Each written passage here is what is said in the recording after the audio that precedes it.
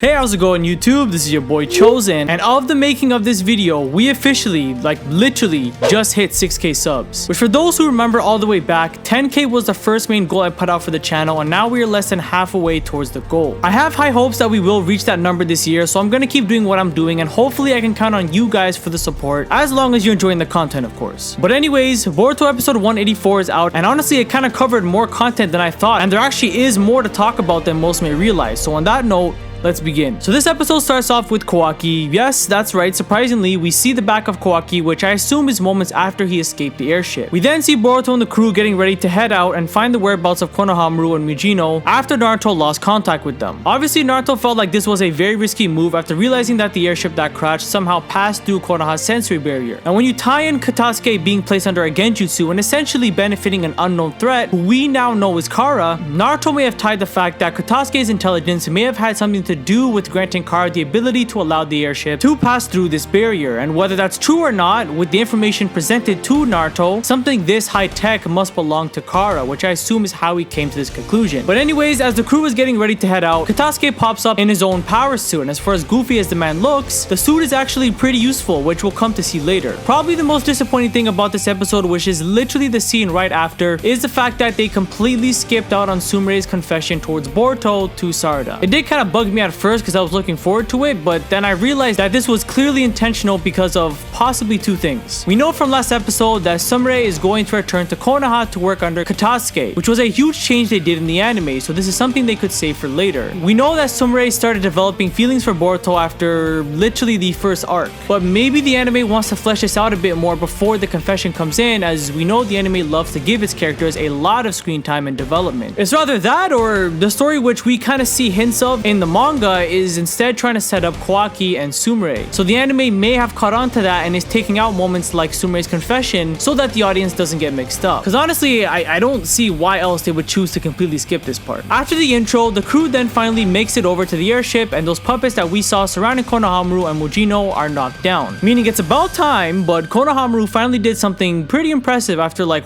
since he summoned Denma. Anyways, as they approach the airship, Katasuke finds the container that Kawaki was being held in and sees that it's already been opened, which we can already tell by just looking at the intro. All of a sudden, the puppet near Boruto awakes and tries to attack him. Boruto dodges and performs lightning style thunderclap arrow, which is crazy because now as the audience, we just gotta accept the fact that Boruto just easily performs different kinds of nature releases like Naruto performing Rasengans. Obviously not to the same degree in power, but it's just normal for him now to do stuff like this, which just proves that he's nothing but a prodigy. More puppets awaken, and you know these things aren't obviously going to take down the team so easily, as Sarada and Mitsuki just keep pushing them back. Yet for some reason, they won't stand down. These puppets prove to be pretty durable. Now all of a sudden, they naturally just start shooting out mini fireballs. As the team takes cover, Katasuke finally shows us what his power suit is all about and takes charge. At first, he just starts screaming words, but then as these puppets all shoot out fireballs at him, the man starts to absorb all of them just like how Sasuke would with his Rinnegan. If y'all remember the Pain arc, the Naraka Path's ability was literally to absorb almost any kind of ninjutsu thrown at it. Yeah, here's Katasuke doing almost the same thing, except not depleting any of his own chakra, it's through a ninja tool. The puppets, however, do not give up and keep spamming up those fireballs, but unfortunately for them, Katasuke's ninja tech proves to last longer as the puppets start to overheat and are all then knocked down. Sarada then goes on to mention that she never thought they'd be fighting puppets made of scientific ninja tools, as she thought these were a specialized research field still exclusive to the Hidden Leaf, and that triggers Katasuke. Which is obvious because like I mentioned earlier, and which was shown in a flashback after this scene, Katasuke was put under a genjutsu, resulting in intel on scientific ninja tools being leaked. This is why I made that connection earlier with Katasuke maybe having something to do with that airship being able to turn invisible. I know Victor said it was his airship, but that doesn't mean he made it. Katasuke then starts to take the blame for these puppets even though it wasn't the poor guy's fault. Chamaru then comes running down with Konohamaru's brass knuckles, which then leads them to a cave where Konohamaru and the injured Mugino are held at. But before that, bruh, my man's jigen did code so dirty. I don't know if this was some kind of training or test, but we see Jigen just chilling at the dinner table. Everything looks dandy and fine until the boy Code comes out of nowhere trying to sneak attack Jigen, but instead gets yeeted onto the other side of the wall. And I know it seems dumb of me to scale Code off of this small scene alone, but if his objective here was to tag Jigen at least once, which I assume is like a little game planned out between them, maybe something like if Code can tag Jigen once at any time of the day or night, doesn't have to be this Monday or Thursday, it can be at any moment in time, he wins. Something like that, but the fact that he failed so damn badly when we have characters like Sasuke who tagged him twice in the manga, Six Path Naruto who obviously did no damage to him but was able to even grab Ishiki, who's stronger than Jigen. When you look at the Naruto versus Delta fight, Team 7 versus Boro, it really shows that these card members are not that strong. They are strong to regular Jonin and maybe even certain Kages, no question, but to Naruto and Sasuke, when they get serious, it's a complete cakewalk. Like, I used to think that maybe if Sasuke and Code were to fight, it'd be one hell of a battle, but the fact that Code couldn't catch Jigen off guard proves he's a bit too slow, whereas Sasuke was able to do it twice. Obviously, with Sasuke losing his Rinnegan, it probably would be more of a fair fight if these two were to match now, but before that, Naruto and Sasuke would probably wash Kara together if you take out Jigen. Again, I know it seems dumb to scale him now when we don't know his ability, but speed really does matter in a fight. Raw power is pointless if you can't touch your target. After Code gets humiliated, he begs Jigen to let him take care of the unknown traitor, but Jigen tells him that he should focus on his main job at hand. Code goes on saying that he doesn't have to be the one to do it, implying that it's nothing none of the other members can handle, but Jigen tells him to shut his ass up and get back to work. As Code is leaving, he encounters Delta, who mocks him, saying that it's obvious he's trying to get on Jigen's good side, and he goes on to say that he doesn't even favor Code like that, and that the one he favors is someone else who we can assume is Amado or Kashinkoji. And honestly, it's pretty interesting Delta brings up the fact that Code is on both knees for Jigen, because when you look at the interaction between Amado and Boro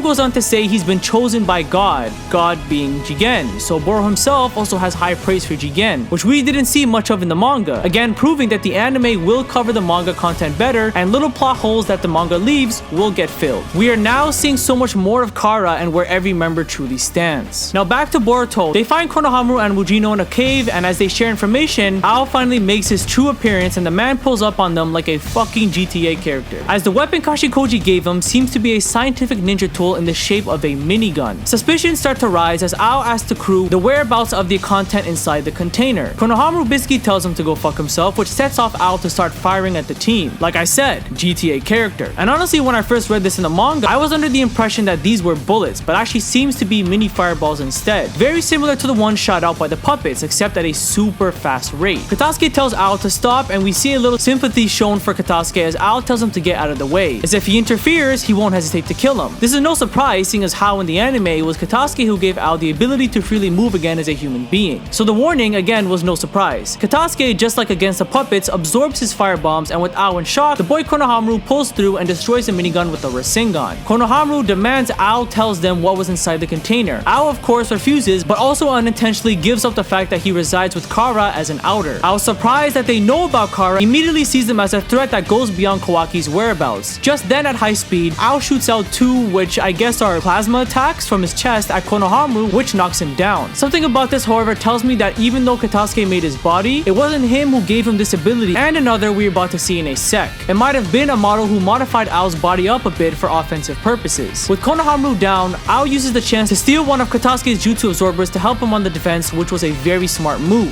Boruto then comes rushing in with a Rasengan, but as we can all expect, Ao completely absorbs the jutsu. As things now look grim for the team, Sarada questions whether she should use the flash bomb we saw in the last episode to help them escape, which would have been a good idea if Konohamaru and Mugino knew what it does exactly. She feared that they'd be caught in its effects too. Just then, Mugino grabs Ao and begs for him to stop, and he tries talking to him in hopes of letting them go. Mugino talks about how he was envious of Ao and the path he lived for. Unfortunately, Mugino's talk no jutsu just wasn't strong enough, as Ao basically confirms to us that mostly everything he said that day was bullshit. He tells Mugino that he's not a shinobi but a tool, and impales Mugino right through the damn chest with another ninja tool, which of course, being a manga reader, I knew was gonna happen, but because of the screen time we got with him prior to this arc, it definitely hits a little bit harder. Mugino, of course, being the warrior he is, doesn't give up just yet and summons an earth style jutsu that would essentially crush both him and Ao in order for the rest to escape. Boruto doesn't pick up on what Mugino's intentions are and tries to run over to save him. Mugino tells him to remember the promise they made to each other, implying that he's entrusted his responsibilities onto him. And with Mugino now dead, most would probably expect Konohamaru to get a little emotional, but instead is somewhat calm about the situation, as he goes on to say that this was the kind of person he was, someone who would rather sacrifice himself for his friends than be a burden to them until the end, showing Konohamaru's maturity as a grown man, which we also saw with Naruto way back when Inoki died. In part 1 or Shippuden, Naruto would almost always get emotional about anyone's tragic life or death, even if they were an enemy, but now as grown men, both understand that this is part of the contract when becoming a shinobi. Mugino on the matter went out in probably the most respectful way, which was a good closeout to his character. And honestly, since his introduction, I wasn't too crazy on him, but I think it was that episode revolving his backstory backstory to when I started to grow a liking to him. And of course, with the Ao not dead, the team decides to retreat with hopes of instead coming up with a plan to take him down, which is where the episode comes to an end. So yeah, Mugino is officially dead. The interaction between Jigen and Code proved that he's nowhere close to Jigen's level, which I mean we all kinda knew. Kitasuke, if I'm not mistaken, is most likely going to go on a wild guild trip, seeing as how Mugino's death was kind of led up because of him being put in a genjutsu and then spoiling info on these ninja tools to Kara, which in a way did help them create these puppets, which struck Mugino, and Ao having access to a ninja tool, which kinda did put the team at a bad spot. I mean, it's definitely not his fault because he was being controlled, but still, in his position, you can't help but feel like Mugino's death could have easily been avoided had info on the ninja tools not been leaked. But anyways guys, that's episode 184 done and over with. I thought this was a good episode, and I'm honestly surprised they covered like a chapter and a half all in one episode, but regardless, it was put together pretty well. Let me know how you guys feel about it down below, and I'll catch you on the next one.